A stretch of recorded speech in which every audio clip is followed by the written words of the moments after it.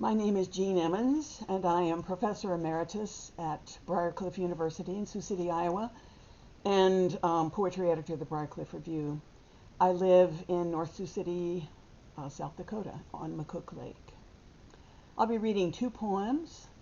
The first one is called A View from the Mountain Upon Seeing Mount Rushmore.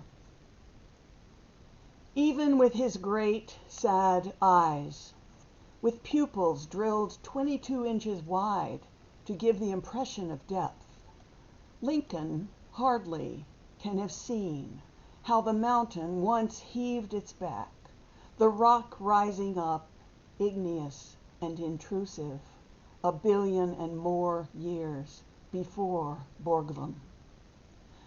Roosevelt, with his stone spectacles, hardly can have told what creature might in 1 billion years roam and puzzle over the ruins of all this, when Earth has another thought.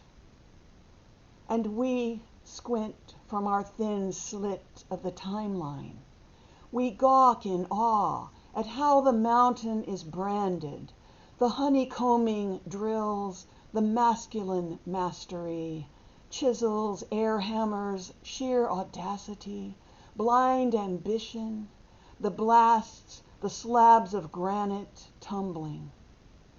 All the while, deep in some quarry, a ferny fossil lies stamped on limestone, the imprint of another, humbler species, utterly devoid of hellfire, heaven, and hubris. Time will go on rippling through the crust, all eruptions and interruptions folded back into the earth. A rusting steel drill bit, broken off and abandoned, spreads its stain.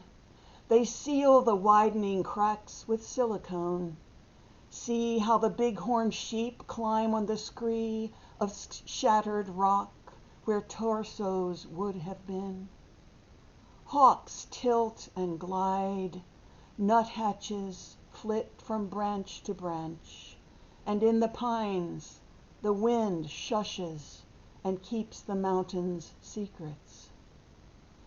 Jefferson, with a mouth 18 feet wide, keeps silent also, stricken dumb and blind.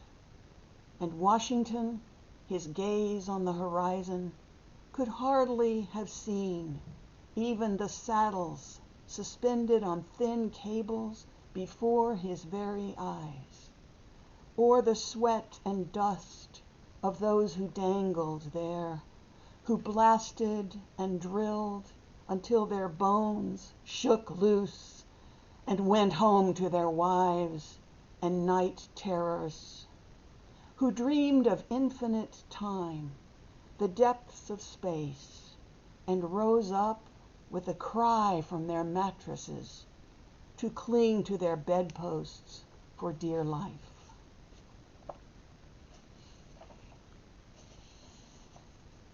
My second poem is called Bear Butte, Flags, to my father. There are enough flags tied to trees to make 1,000 prayers, each riding the wind to the thunderheads. Enough for a whole nation of supplicants, enough to bring you back, galloping on the wild ponies of grief. Some have hung for years, sun-faded, stiff, frayed to tatters, have danced in snow and twisted themselves into ropes strong enough to rein in regret, to pull down thunder. On the way up, I passed a woman with a long gray braid. She dragged a black plastic bag and pulled out strips of cloth dyed the 4 colors of the nation, red, black, yellow, and white. She knotted them to the gnarled pines, the knuckles of her fingers swollen to brown knobs, so she seemed part tree. When I climbed down, she was gone, but her flags rode in place. On the west side, the sun set, the red clouds trailing, and the black hills lit up and cast long, jagged shadows over the plain. I found a sprig of sage, a stone, a forked twig. These I placed in the crook of a tree. Over the ridge unseen, the devout made camp, and vision questers starved and prayed their way into the spirit world. I stood in silence, my hand on the rough bark, and wished you with me, Father, your shirt rippling in the wind.